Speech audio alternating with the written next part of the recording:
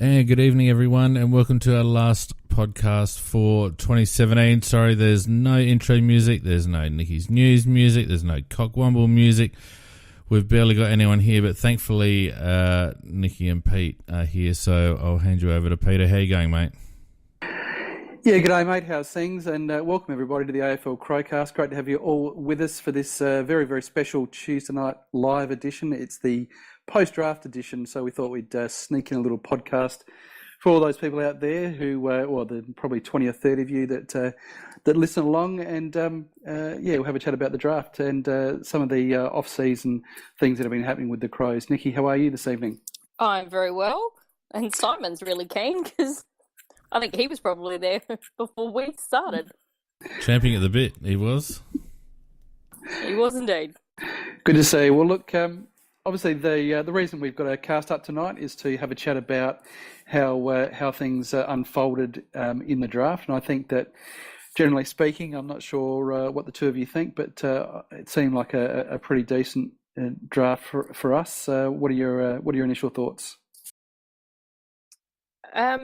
Because I'm not that au fait with following a lot of those ones. It would have been great to have Corey on, but I think it's actually not too bad that he can't join us tonight, because we didn't think Fogarty was going to slide to our pick. He did, and then McPherson was somebody that a few of us kind of knew about because he's a South Australian boy, and I'm really happy with actually our rookie pickups. We didn't pick that up quite well, and I just have to say a huge shout out. I'm so pleased for Lachlan Murphy because I've really enjoyed watching him in the SANFL team this year. I thought he definitely deserved a chance to get on an AFL list somewhere. Yeah, look, I think it's it's almost a no-brainer that it was a good outcome. I mean, the fact that Fogarty was still there at 12 is just ridiculous, and who would have thought? And it makes you wonder what's gone on behind the scenes to enable that to happen, because you would have thought he would have gone in the top 10, surely. I think what was really interesting about the draft and a common thread that has gone through probably, I'd say, our three best selections, those being Fogarty, McPherson and Jackson Edwards. I think what was interesting is the fact that all three of those guys, if you did some looking back, all three of those kids back in 2016 projected significantly higher than what ended up happening. And Fogarty was projecting as a top 5 pick. McPherson was projecting as a top 20 pick, and Jackson Edwards was also projecting as a top 20 pick. And that was certainly all of the research that was around a place. And I thought what was really, really interesting is the common thread that all those three kids was injury and illness. So you had Fogarty, who obviously had knee problems throughout the year and didn't have the kind of year that you would expect. Then you had McPherson, who also had, I think he had quad problems and niggles here and there, didn't play a lot of football. So same thing for him. And then just reading today that Jackson Edwards has had glandular fever across the last 12 months, and which has apparently significantly affected his capacity to play at the level that he would like. And so I just sort of feel that I don't know whether it's just that the stars aligned or whether there's whether we can sort of look into that a bit deeper. But it just seemed that we had three really good South Australian kids there, and that have all slid on the back of difficult 2017. I wonder whether it was also a bit interesting in that we've actually been a club, with us and Hawthorn, we take risks on players with injuries, whereas a lot of other clubs have been a bit more hesitant. Except Burton. Yeah, I was going to say except Ryan Burton. but he slid past everybody else as well, not just us. And Hawthorn was the one that took that opportunity there. It was a little bit as well like Nakia Cockatoo, Nakia Cockatoo. He'd hardly played in his draft year because of injuries. Geelong took a risk there, but a lot of other clubs just kind of went, he's kind of got talent, but we're not sure. And I think with our development that we've had in the past and what we've been able to do with players that are injured, I think we do maybe a bit more due diligence. But neither of these three, I would say for the three, I mean, Jackson Edwards was different because he had this glandular fever. Yeah. The other two, they didn't seem to be serious injuries. They just seemed to be, it wasn't like Fogarty had a knee reconstruction. He just had it's a meniscus tear or something like that. Yeah, but meniscus is not good. And but it's not a reconstruction. And he was not yet. He was playing. And you've got McPherson was just he was quad niggle. So look, I don't know. He was quad, but then he did his hamstring. I guess where I'm driving this to, Fiend, you might be able to pick up on this is that it just seemed quite a lineup of things that had to happen for those three to get to us in the manner that they did. I mean, we always had the opportunity of taking Edwards as a father-son in the national draft, of course, but to get him as a rookie pick, I don't know. It just seemed all a bit convenient. Well, perhaps those two players decided not to take any risks with their minor injuries that they may have had during the 2017 season. I don't know. I mean, Darcy Fogarty went to the combine, didn't he? So yep. they go through their medicals there, and you would have thought that the clubs would have been across where he was at from that injury point of view. But there's been other examples. Cyril Rioli sticks out as an example of someone who, for one reason or another, got to the club that he wanted to be at the draft. So, I don't know. I mean, it's easy to speculate and easy to come up with a few conspiracy theories. But it is quite amazing, as you pointed out quite rightly, Pete, that all those three players did slide. And Jackson Edwards was the big slider. I mean, he was... This time last year, we were talking about how we were going to have a first-round pick to be able to pick him up. Exactly. And it didn't even go in the draft. That shows you how much glandular fever really can affect you. So Tyson was actually revealed it in the club interview that's actually up on the website. And he said that it was the past month or so, or towards the end of the season, he was finally actually almost getting back to right and started to show a bit more. And that's when he played in the little trial game for us. And he didn't do too badly there. I have to say, though, but for me, once again, is Hamish Ogilvie, the work that he and his team do, because a lot of people said, oh, hang on, why are we only nominating him for the rookie draft? This is a huge risk. You don't alienate a father, etc. I think Hamish and his team, they do exceptionally well at actually finding out what other teams are going to pick and know who they're going to pick. He knows we can still get him.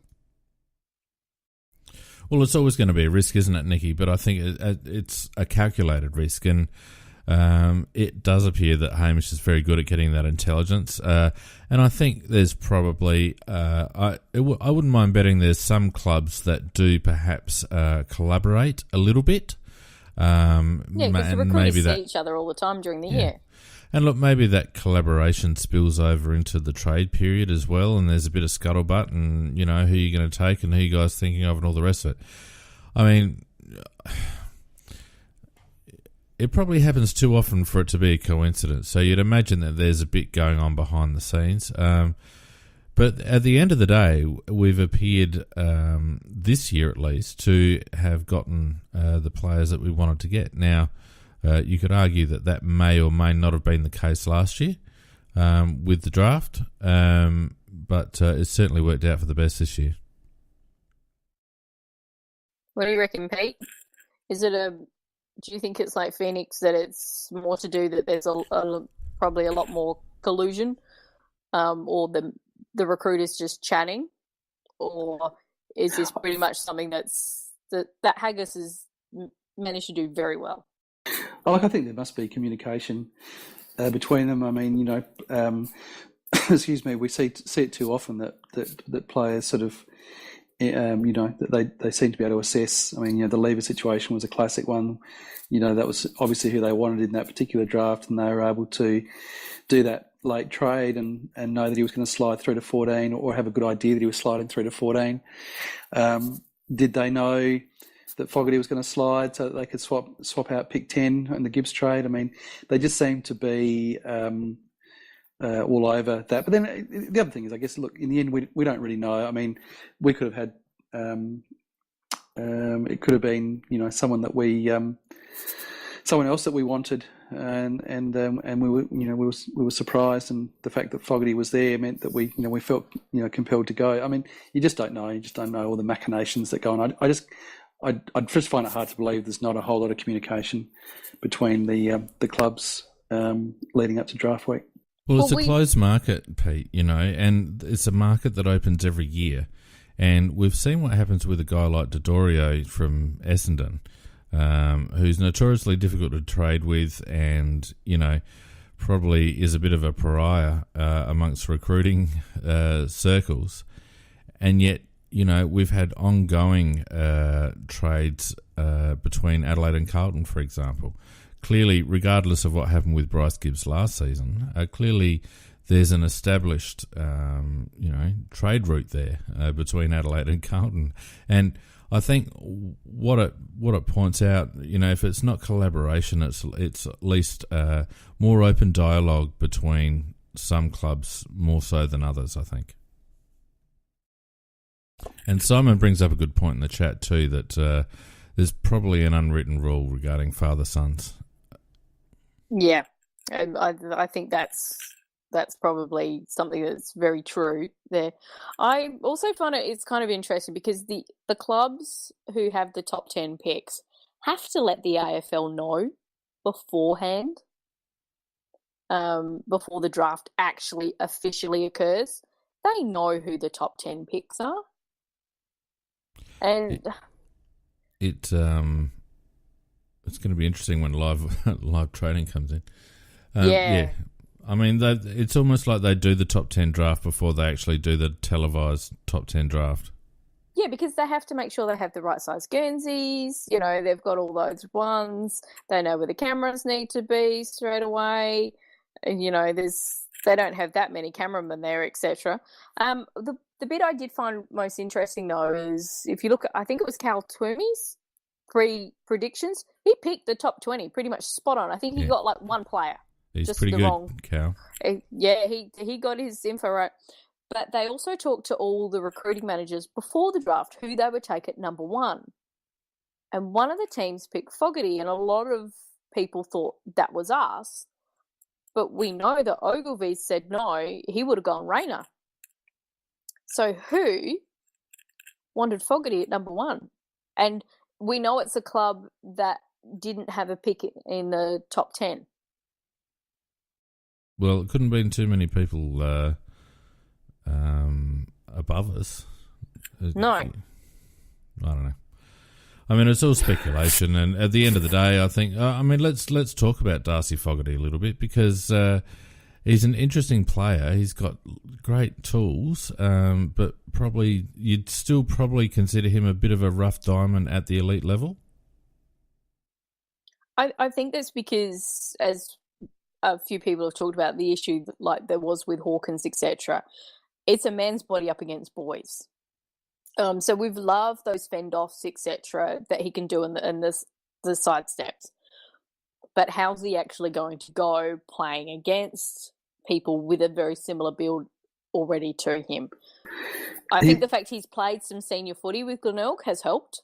Yeah, I was about to say there, Nikki, that I know I saw a couple of highlights where he still looked pretty strong playing SNFL senior football. So yeah, but I tend to think that that might have been the knock on him, that there might have been just some concern of him being the whole man child thing, and that once he gets into the AFL environment, that he may not be able to use that strength. But I don't know so much he's a rough diamond at the level. Fino, I guess if you're saying under 18s is the elite level for his age group, I mean, talking about his age bracket, he his skills and his kicking in particular was just dynamite. His ability to hit targets sort of 40 and 50 metres away was outstanding. So I guess what aspect do you see that he's got to transition in terms of his skills when you sort of mentioned a rough diamond? What were you sort of seeing that he needs to work on once he gets to the AFL level?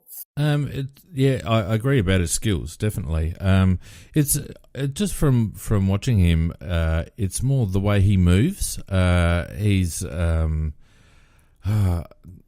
little ungainly maybe at times, and he's got that great strength and that ability to do the fend off in tight. And he does seem to have some agility, but it's not that zip-zap agility. And, of course, he's a big-bodied bloke. But I just feel like a year or two in an elite system, toning up that body and getting some real hardness in the body and getting a little bit more pace in the legs, and we're going to see a huge amount of improvement from him. I think the fact that he's got number 32, and people were saying, does he kind of remind them of Rashudo? He does for me. At similar age, similar body, was playing more forward than in the midfield, but there was talk of, hey, this guy could go in the midfield. He has half the career of Rashudo. Start the car. Yeah, and I think that's I guess what I'm getting at, Nick, that he's when I say he's a bit of a rough diamond, I think there's a lot of improvement in him, a lot of development in him, and the fact that he's already playing at such a level in his current state means that if those things are tightened up and if everything improves by 5 to 10%, which you'd expect it would under an AFL system, he's going to be some sort of a player. It's interesting. There's been a lot of debate about where everyone sees his best position and where he'll end up, and even to the extent that was considered to be perhaps one of the knocks that people couldn't work out whether you're drafting a midfielder or a key position player. He's now, 192 as an 18-year-old. You would expect him to push to 194, maybe 195. I guess this question has been debated ad nauseum, but I don't know. Personally, for me, having watched him play, I would think that we would try and to put him into a more of a key forward role. I think he looks a natural forward to me, Pete, and he doesn't look to have the explosiveness to be able to play on the burst in a midfield role, and that's something he may develop over time as his body tones and gains a little bit more fitness. But he just seems to have an instinct up forward that is a bit innate. He's very Walker-like in that respect of his build, etc., and those kind of styles. So he's almost like we've got a replacement for our captain. That's what I thought track as well. I agree with you, Nicky. I thought that he just had that sort of look and that build and that height, that not overly, not sort of a Joe Danaher 200 centimetre giant kind of forward, but sort of around about the 194, a little bit more of a key forward than say a Stringer. But I think he's a reasonable size, and I'm not seeing him running through the midfield, to be honest. I think he just seems a bit too tall, and will end up a bit too tall for that and too big. And for me, what I think is putting him in that forward role. The way with our forward structure at the moment is and particularly Tex, he does play very up and kind of comes another midfielder in a way. So that hybrid of that ability to understand the midfield and the way a midfield should run, etc., is a great benefit to have in a forward. But he's also played down back. Now we have some nice handy up forwards in our SNFL team, which is where, to be fair, he's going to play most of next season. And the ability to actually put somebody like that down back so he can understand a bit more mature, a bit more cleverer players that he's playing on because there's some very good mature forwards in the SNFL, is a great learning curve for him. And we've kind of got too many forwards. And whenever we've been too top heavy, that's when we lose games in the SNFL. Yeah, Harry Deer's the interesting one with Darcy coming onto the list. I think Harry, an interesting one. You've got Harry and you've got Elliot, who to me are the ones putting pressure on JJ. Because others have talked about, Fogarty's going to list, he's going to put, because he's the basher, he's the bigger body and he just loves running hard at it, etc. He's going to put pressure on JJ. He's not tall enough. He's not the relief ruck, which is what JJ's in there for. But Harry can do that, but Harry can also go back, and he played really quite well down back. I think Harry to me is a great option and the type of player that Pikey really wants, in that he can put him where he needs. He's the taller, quicker version of Otten. Well, he's going to have to show something this year, Nick, because his 2017 was somewhat disappointing in my opinion. I thought it was very disappointing. I agree with you, Fiona, and I agree with you, Nicky. I think I got a lot of time for Harry. I think he's a really good player, and very disappointing 2017. And I think it was the issues that I just said about that forward line. We were just too tall. Yeah, possibly. And when we've had injuries, when we've had injuries, he's actually done really well. When that space has been more cleared and not as congested, because he's fighting with Elliot and he was fighting with Hunter and a few others. And to me, Himmelberg has got another couple of years in the bank that he can draw on. But I think Harry's got to be pushing for league selection this year. Otherwise, you've got to look at where you go with him. But and I think we had this discussion and we're kind of a little bit off track. But in terms of the key forwards, and I suppose it relates to Fogarty in that sense, but I do like Hunter. I think he's a real good player. I think he's very underrated and had a very, very good back half of the year last year when Riley O'Brien got injured and he took on the ruck. I think he's a vastly underrated player, and I was very glad that they signed him back on, and wasn't the least bit surprised that they did after the second half of the year that he had, or this year. So, but anyway, it'll be interesting to see how that all plays out. I think that I've got a funny feeling that between Fogarty, Himmelberg and Hunter that Deer might get squeezed out. That's just my early feel. That's my take too, Pete. Himmelberg's got a way to go, and it's been a bit touch and go with him, through one reason or another. But he's got the raw tools, and I'm a great fan of Harry Deer. That JLT that he played, when was it, last season or maybe the season before? I can't remember. Over in the West. WA, yeah, the aggression and attack on the footy, and you kind of think, oh, please, come on, develop. And he just hit a wall, and you're probably right, Nick, team makeup and all the rest of it, but he's a big lad, and he's been in the system now for 3 years, so he needs to take the bull by the horns and assert himself. It's just something. Sorry, just on that, it's something I pointed out in the chat, and what people need to understand. A lot of these other draftees who've come in have a lot of football behind them leading into the start of being on an AFL list.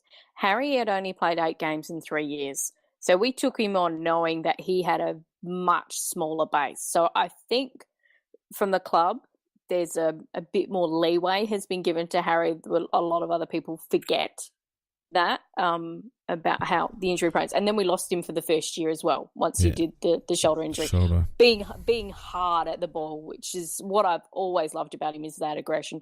So I would hate to see him and Fogarty actually go up against each other at training, because there could be an earthquake. Now, what about the rookies, Pete? What do you think about all that? I think that it was an interesting one, because it was almost they almost picked themselves, really, in a sense. I mean, I was happy they gave Cam Ellis-Yeoman another go. I think that given the circumstances in which his season ended, I think that they weren't obligated, but I think it's just good business to say, right, we'll keep you on the rookie list at least for another year and just see how that goes. I don't think that Cam will come on. I think well, he's back at training already, 4 weeks early. So the attitude's right. Always a big fan. I think he always gave his all. He was always great in the sample team, and I thought that there were moments that we saw from Cam at league football level that you just thought that he was going to be anything. You can remember that little block of games he played early in, was it 2015 or 2016? I can't remember now. I think it was 16. 2016, yeah, I think you're right, Nick. And he just looked like he was getting the ball out of the centre and, kicking 50, 60-metre goals and hitting techs on the tit. And it was 2015, right before Phil passed away. Bursting out of this, he just looked like he was going to be anything, didn't he?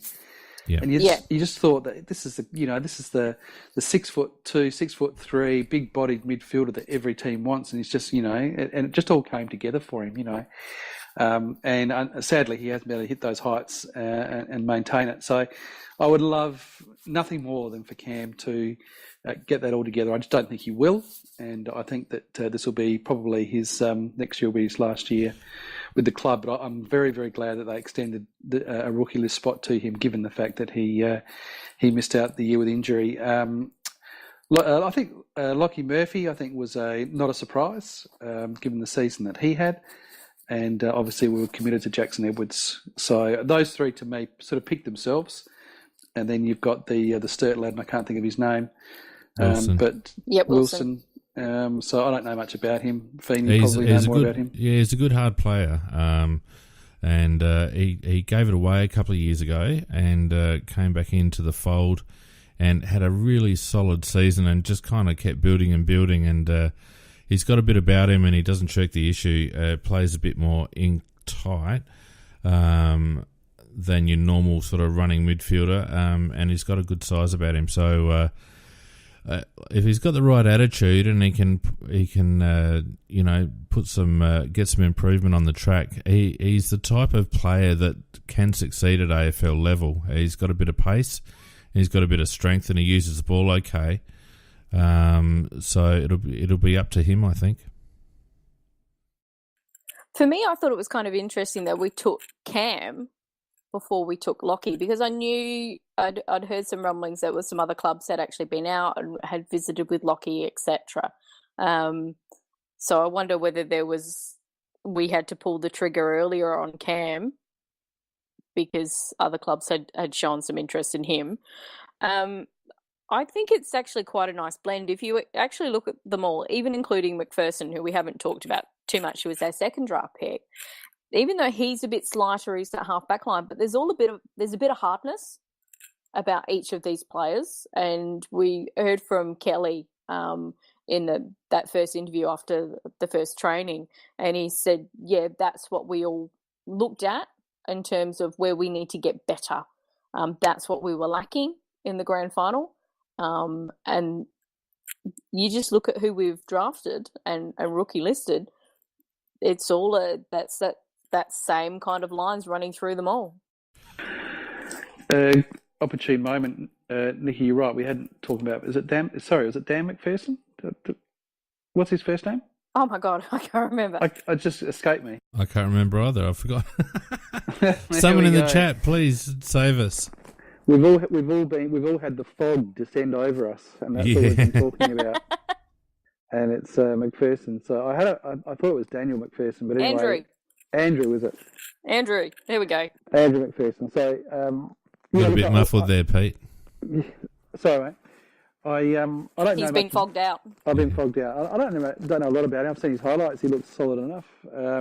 He just looks to me like one of those players that he's just doesn't make a lot of mistakes. Just is a good decision maker. Just takes the high percentage option. Just seems like just a solid player. He's very much in the Tom Dede mode by all accounts. Uses the ball particularly well. Good intercept. Clean and runs the lines well. So yeah, interesting pick. I wasn't sure whether he was the one that we were really needing, but I guess you can't have too many good agile halfback flankers. Yeah, it's kind of Hamish compared him that he's very similar in a way to Smithers, because he lives 5 minutes from the club, supported Port, so he doesn't have to leave home, etc. But he's that line-breaking type of player. His efficiency and his decision-making were quite good. And I know these are the highlights videos, but the fact that we knew he was playing under a bit of duress, but he could still make those decisions quite well. That's the type of player you need running off there. And he looked to be fairly creative as well. Yeah, good user of the ball. Yeah, I just like, from what I saw, I just liked his decision making. Just always went the high percentage option. One of those, there's how can I explain this? There's not a lot of players that seem to instinctively make the game look reasonably easy.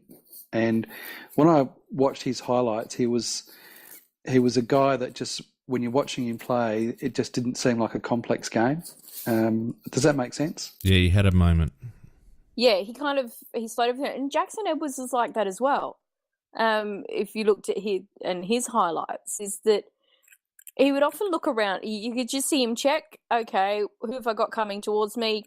Yep, okay, I'll sort that out. And then would make that right decision. The only problem I have with Jackson is his handballs. He tends to telegraph them with his actual entire upper body. So that's going to be picked off, I think, very easily at AFL level, so he has to work on that. But apart from that, his decision-making was quite good. Yeah, if I can maybe best describe it as it's almost as though the thought, when you're watching him play, the thought process is right. Okay, so what I'll do is I'll go and get the ball, and once I've got it, I'll just get a little bit of space, and then I'll work out the guy that's free, and then I'll kick it to him, and I'll hit him on the chest. Yep. And then I'll work out the next thing. Yeah. Do you know what I mean? It looked like a fairly, just an easy way to play the game, and that's certainly by no means at all as a criticism, because I think there's a lot of guys that can't play that way. I think it's just innate. Yeah, that ability to not panic, that ability to go, I am going to create some space so I can make the right decision for my team, and we're going to keep the ball. Yeah, so I was pretty impressed from the highlights that I saw. No doubt he looked like a smart player. So what do you reckon the wash-up? I think we did remarkably well in the off-season. I think it's been a good off-season. I think that we've obviously we lost Lever and Cameron. I think both of those are replaceable players. I don't think that they're sort of structurally sort of key players. So I don't think I'd see them as a massive setback, and that's no disrespect to them. I think they're both very, very good players, but I think that they are players that we can cover, and I don't think they're structural losses. And I think that we've brought in Bryce Gibbs, obviously, and Sam Gibson, who I think will add a lot to our side. I think he'll play senior football. I don't think he's come over here to play reserves football. I think that obviously, Gibbs is an outstanding addition. And then I think that the draft picks, as I say, this time last year, those apart from Edwards being a father-son pick, those two guys were probably not on our radar in terms of being available. Just on the Gibson one, I really like I found a very interesting comment from Pike about him, which was that he's going to turn up on day one of the club, which he's done now, and basically let every single player on the list know, you played in a grand final, I want your spot. And we don't want complacency. Yes, we played in a grand final, we played poorly. We want to get there again and we want to fix that. And having a player like that who's come in from another system but who is as incredibly professional as he is, and he's got a really good skill set in terms of the tagging, which is something that we've lacked. That's what I've really liked about that pick. I think it sends a message to a few of our in-betweeners, because you'd think our core midfield is pretty set. So you think about guys like McKay, Riley Knight, Rory Atkins, those fellas that are the second stringers of the running contingent. That's who Gibson's going to be targeting in terms of getting a spot, because he's not going to knock out the Crouch boys, Gibbs or Sloan. So I think it does send a message to a few blokes that they'll need to toughen up and find another level, because Gibson won't die wondering. He's not that sort of bloke. Well, no. If anybody thinks that he's come over, in his mind, that he's come over here to play reserves football, they'd be kidding themselves, because he's obviously an extremely proud footballer who has been playing at a very high level. He's a constant. No, what's the word I'm looking for? He's a perennial top 10 best and fairest at North Melbourne, and not just at the years when they were the last year or two where they've been rubbish. This is during their finals appearances, and there's no way in the world he is a professional player. There's no way in the world he's coming over here to play reserves football. In his mind, he would be coming over here to play finals football, and so I would not want to be getting in his way at training. Yeah, I agree. Look, I think the overall off season was a testament to positioning the club the way they needed to. I mean, we sat here and talked, and the media talked about, losing this player and using that pick and paying too much and not doing this. But at the end of the day, we've lost two players that we would have preferred not to lose, but who were certainly players that we had cover for, and we've allowed ourselves to improve our midfield, and albeit a year too late, but better late than never. We've been able to improve our midfield with some class. We've done well in the rookie draft, and we've also positioned ourselves reasonably well in the 2018 draft, which is, as always, the case. The next draft is always the big draft. So, but we've done very well in terms of positioning ourselves for next year. So, I guess the test is, has the team or the squad been strengthened or weakened following a grand final appearance? And you would have to say it's probably a 0-0 draw in that regard. Yeah, I think that's a fair comment. Yeah, I reckon we've come out just slightly ahead. I think we've positioned ourselves really well, particularly with those extra picks next year. Because in terms of the squad, though, Nick, we've lost Lever, and let's just look at it in raw terms. We've lost Lever and Cameron and picked up Gibbs and Gibson. Yeah, I think it's a draw. Lever we had cover for within the squad already, which Pete and I know back with Duday. So I think that's and we got some nice picks from him on that. Where we needed, I think Cameron is actually the bigger loss because of that forward pressure that he puts on. But we've improved in the midfield, which is somewhere that we've talked about all year, and we actually talked about last year as well. So for me, I think we're slightly ahead. So maybe a case of because I agree with you with Tom, but he's still got to prove himself. So let's not downplay the loss of Lever, because he is a big loss. But maybe we've lost in areas where we've had cover but gained in an area that we really needed to gain. So perhaps the overall result is, from a team performance perspective, given that Tom and whoever comes in for Charlie plays as expected, then maybe it's a slight win. But I'm calling it a 0-0 draw, and I don't think that's a bad result under the circumstances. No, I'm with you there, Finn.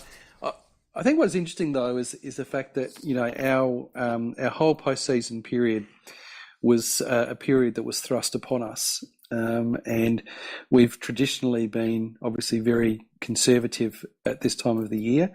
And I thought what was interesting is the fact that the way that I thought that we handled it very, very well. We got maximum returns. We traded well, and I think, as you both rightly point out, we have set ourselves up very, very well for the 2018 draft as well. And all of that, interestingly enough, was forced upon us, and that by those two players leaving. I think that long term, I think that we'll be, absolutely fine, and we'll probably look back. I think we'll look back upon this postseason period as being pretty positive. I think it looks like a 0-0 draw now, and I absolutely agree with you. But I think that once you then factor in the draft picks that we've picked up, the kids that we've got in this year, plus the picks that we've got for next year, I think that when you factor all that in, and you can look back on it in, say, 5 years' time, I think we'll judge this as being a very, very positive period, postseason period for the club. But the interesting thing is that wasn't a strategy that we sat down and wanted to implement, it was thrust upon us. And so I wonder whether that will ever, whether that will sort of change the way that we, particularly the way that, the complete and utter lack of loyalty that we now have with clubs and players. And I just wonder whether in the years to come that whether our strategy will be more aggressive and we get on the front foot more.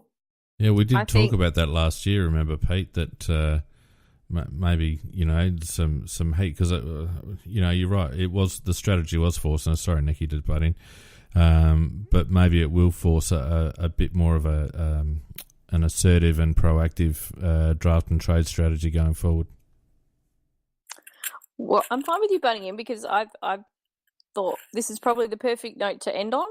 There's the quote from Hamish Ogilvy in his phone call to Lachlan Murphy.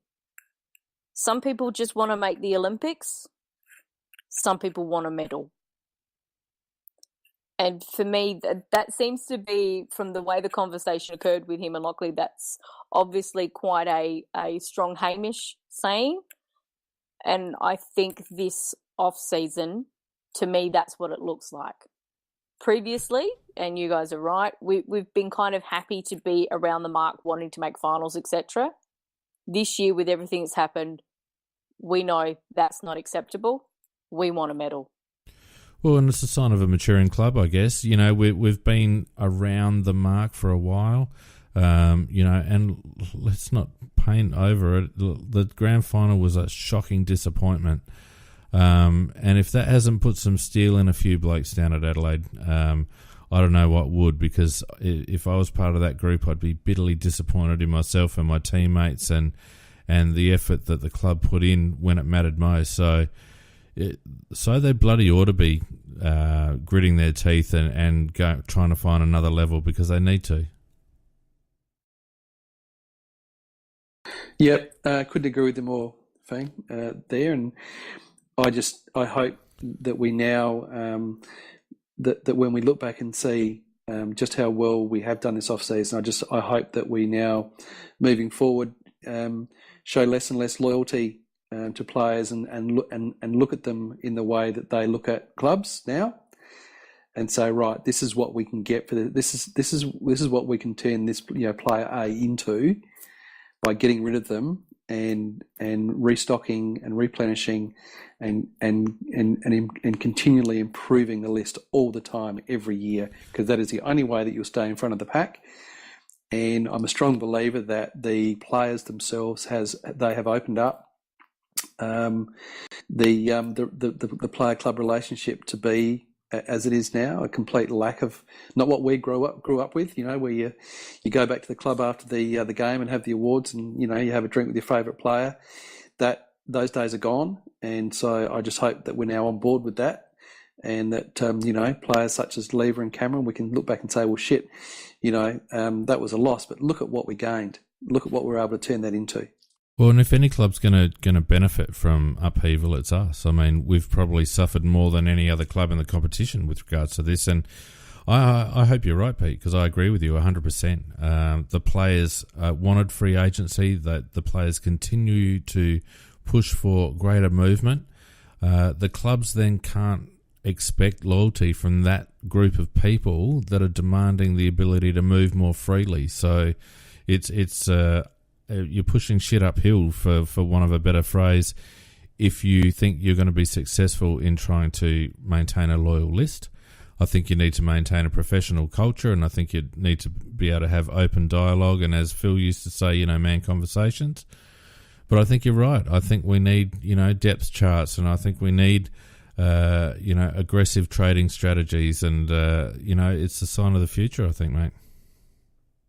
It's interesting, though, that there were two players who were kind of a little bit outspoken who didn't want the free agency the way the AFLPA were pushing, and they was actually Sloan and Walker. Yeah, well, we'll see how that pans out with Sloaning, eh? Yeah. Yeah, long year ahead, I think. Yeah. Unfortunately. But I think there's less hand-wringing, isn't there? See? There is absolutely less hand-wringing, no doubt about it. Yeah.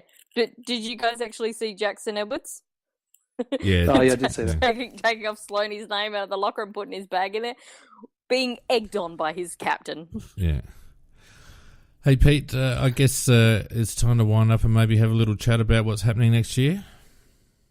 Yes, please do, mate. There's a lot of stuff going on, and we've got a lot of great loyal listeners out there. So I say we. When I say we, I mean Phoenix has been doing an absolute, can I use the expression, shit ton of work in revamping the Crowcast, and so I think, given, mate, all the work that you've put in, it's only fair that you have the opportunity to have a chat to the listeners about where you're taking us. Well, it's just important that we communicate as much as possible, because we are changing a few things, and one of those things is we're changing the platform that we use. And the last thing that I'd want to happen is that to inconvenience people and cause people to drop off because they can't find our cast. So I guess the biggest change from our point of view is our delivery platform in 2018. We're going to be moving to Facebook as our live broadcast platform. At this stage, it looks like we'll be using the live video platform that Facebook have. The live audio platform hasn't been rolled out to desktop, so we can't actually use that. But using the live video platform, even though you blokes don't want your ugly mugs on the internet, spot on. It gives us a huge opportunity to enhance the cast a little bit more and provide a little bit of eye candy while we've already been giving you the ear candy. So, look, we'll be, doing a few things and providing a few visuals, as well as the usual stuff that we deliver on a weekly basis. The live shows will be on Facebook, on our Facebook fan page. So if you haven't already and you're a listener, go ahead and like AFL Crowcast on Facebook. And our on-demand cast, so for those who listen to us on demand and stream us rather than listen to us live, those casts will be available as they already are. So nothing will change if you listen to us on iTunes. Nothing will change if you listen to us via a podcatching piece of software. But the actual home of those podcasts will revert to our new website, which is aflcrowcast.com. It's a pared down version of what we tried to do for a while there with Crows Fan Central. It is 75% a home for the podcast and things relating to the podcast. So you can go there to listen to our episodes. There'll be a few competitions running. There'll be the odd article or two, and maybe a bit of, for want of a better phrase, fan engagement on that website. But the most important thing about that site is that's where our podcast will be living. So the feeds that you subscribe to from next year, and hopefully our redirects and all that sort of thing will work, so you don't have to worry about it. But our redirects, our feeds will be run from our website. So what else is there? We'll be introducing a new show from next year, and Scorpus and Nikki will be running an AFLW show from the beginning of the AFLW season. We will? Yeah, well, that's what you put your hand up for. Oh, no, I was saying we will. Oh, I thought you were questioning me. I was just going to have a quite stern word The here. Australian accent, we turn everything into a question. Yeah, thanks, Queenslander. Anyway, I digress. Yeah, so starting from the AFLW season next year, the Wednesday night show that will be run by Scorpus and Nikki and probably someone else, and we'll initially be covering the AFLW season on a Wednesday night, and then once the AFLW season has finished, it will revert to a general AFL show with a little bit of fantasy footy content thrown in there as well. So it won't be Crows specific, it'll be more generalised, and it'll be, talking about broader AFL topics. As a consequence, the Tuesday night show will change slightly. It'll still be heavily Crows focused, and there'll be a lot of analysis and Crows related talk. But we do want to promote fan engagement on a Tuesday night. So we'll have a ton of ways in which our live listeners can engage with us on a Tuesday night. You know, social media, Skype. We'll even have a dedicated mobile number that people can text and ring in. There'll be no excuse whatsoever for people not to interact with us on a Tuesday night. So we're hoping we can get a little bit more fan engagement and make it a little bit more of an interactive talk show on the Tuesday night. Probably the least amount of change will be the Sunday and the Thursday shows. The Sunday show will continue to be a wrap-up of the weekend's results, and Thursday will be the preview show as per usual. Not sure what's happening on Monday night. Not sure what's happening with the Crowbar boys at this stage. There was talk that they might be winding up, and if that's the case, I may or may not have been on a quiet recruiting mission. But there are one or two other podcasts around, and we may actually end up slotting another podcast in on a Monday night, which basically gives us coverage from Sunday to Thursday, Pete, which isn't a bad deal for a bunch of amateurs. Pretty amazing stuff, actually, and we've only been able to do that through the fact that all the good folk out there that listen, our numbers, as you know, Fiona and Nikki, our numbers really stabilised this year, so I guess that gives us the impetus to keep going and to put out a few more shows and try and give a really sort of a broad range of format as to what you want to do, and as you say, certainly Fiend will be doing the Tuesday night show, and we've been known to butt heads a little bit, and so I'm sure that there'll be plenty of full and frank and open discussion as always, on a Tuesday night, as there always is, mate. And what we're hoping is that there'll be, as you say, a ton of ways for people to either ring up and I don't want to say join the conversation, but you know what I mean. Jump in there and tell whichever one of us is being the bigger idiot. Just let us know, and we can have a bit of fun and try and thrash through some of the issues. So it should be a lot of fun. Yeah, look, and just on that, we are trying to grow the cast. We do see ourselves as the rebels of the SA football media world, but we want to give people what they want, and so spread the love. Those people that are listening, if you see a link, share it with your friends on Facebook. Retweet, all that sort of stuff, and we really want to see if we can grow that listenership. And to that end, we're also looking at gaining some sponsorship for our shows. Our naming rights sponsors, Casmar Event Technologies, will be continuing with us next year. But with all these shows and with the strain that's obviously been placed on Pete's mic tonight, it's quite evident that every little penny will help us in terms of getting better equipment and paying for hosting and stuff like that. So if anyone listening does have a small business or does have some ability to and some desire to have some sponsorship on the show, as well as being mentioned at the beginning of the show, obviously there'll be some visual opportunities next year because we'll be doing the Facebook Live video. So there'll be banner opportunities, also website opportunities as well. So we won't be asking for much. And if anyone is interested in that sponsorship situation, they can email sponsorship@aflcrowcast.com and we can have a quiet discussion. Beautiful. Well, I reckon that almost rounds us off for the year. We got ourselves to the end of November, which is, I guess, a reflection of the way that the AFL now is. It's almost a 12-month of the year business, and certainly it was well worthwhile, I think, having a chat through the draft and wrapping up the postseason, which I think we all agree has been a pretty good effort from the Crows, given the fact that we played off in a grand final. So all kudos to the club there, and let's hope that we can learn a few lessons from that horrible grand final defeat and push onwards and upwards next year. And I think the final thing we should end on is the final cockwomble for the year. I'm not sure whether to give this to Carlton or to give this to the AFL. For the AFL putting a set time, asking all clubs, okay, if you want to participate in the pre-season draft, you have to let us know by that particular time.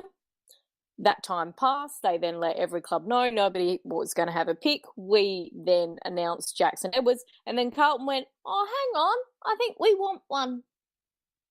So either the AFL gets the cockwobble for once again ignoring their own rules, or Carlton just for being a bunch of gonads.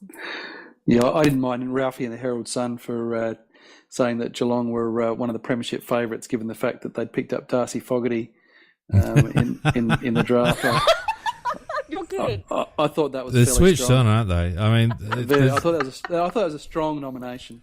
we need to be grateful for the John Rouse of the world and the Michelangelo Ruccis and the Kane Cornses, because they're the very reason we're doing this, Pete, to try and restore some normality and some credibility. They are a great advertisement for the Crowcast, aren't they? They're an asset. And look, just on the sponsorship thing, the only sponsor I will not accept, and all credit to this company because their marketing is fantastic, but there will not be any BCF and jingles on this podcast, because I've had that in my head for the last 2 months, and every time I get it out of my head, that stupid BCF and freaking jingle, it comes back into my head. So there'll be no BCF on the podcast, even if they throw thousands of dollars at us, Pete. I'm sorry. Everybody has their price, Fiend. Yeah. And look, just one last thing from me. Sorry, Pete. I've got to thank everyone that's been involved with the Crowcast this year. I mean, Pete craps on about the work that I've been doing, and I only do it because I really enjoy it, so it's not really a labour. But you guys give up your time every week. Yourself, Pete. It's logistically difficult for you at times. Nikki, you've got commitments. We all got commitments. I'd like to give a shout out to Macca, who's having a few issues at the moment. So good luck to Mr. and Mrs. Macca going forward. Scorpus, obviously, on a Thursday night does a power of work and will be, ramping up his workload next year. And then we've also got some newbies coming in. So in addition to American Crow, who's done his bit this year, we've got Magsy coming in, our UK correspondent. We've got Rabman coming in, who reckons that we're all a bunch of old farts, and he's going to just shake us up a bit. And for those who did listen to the main break show last year, which unfortunately won't be continuing, Donkey Magoo decided he loved it so much. I think Donkey Magoo's got a bit of an ego, actually. But yeah, maybe. I don't know. Is it as big as the Northern Territory? It's quite possible. But Donkey will be joining us next year as well. So we've got new guys coming on. Corey will probably be with us a bit more as well next year. So new voices, no new faces, because people are too bloody scared to show their face, but that's all right. But that's I've got to you're thank... not a female. Have you seen? I've got the best head for radio going around, Nikki. Jesus. But no, sincerely, Nikki and Pete and everyone else that's been involved this year, thanks. It's been fantastic, and we couldn't be doing this without people's ongoing commitment. So thanks very much. And All right. I just wanted to say the only reason we do this is just such fun. And we hope that we make it fun to everybody who listens to us, going, "Oh my God, they're arguing again." Yeah, it is good fun, and I think that that nothing could point out more clearly as to why we bother to do this than that effort by Ralphie. There is just I know that it astounds us all that that people are out there drawing a wage, and their reporting is so poor, and their understanding, particularly of our club, is just so poor that you almost feel compelled to do something, and I guess that's what we've done, and so hopefully people out there enjoy it. So, all right, on that note, we'll wrap it up. No safe rounds, and sorry, Fiend, you got something to say? No, I was just going to say Happy Christmas to everyone, and be safe over the Christmas and New Year's period, because we want you back next year. Yeah, have a great holiday season, everybody. Yeah, Merry Christmas all, and we'll catch you next year for the AFL Crowcast. And in fine Crowcast amateur style, there is no outro music. So bye. Go away. Bye. Piss off. See you later.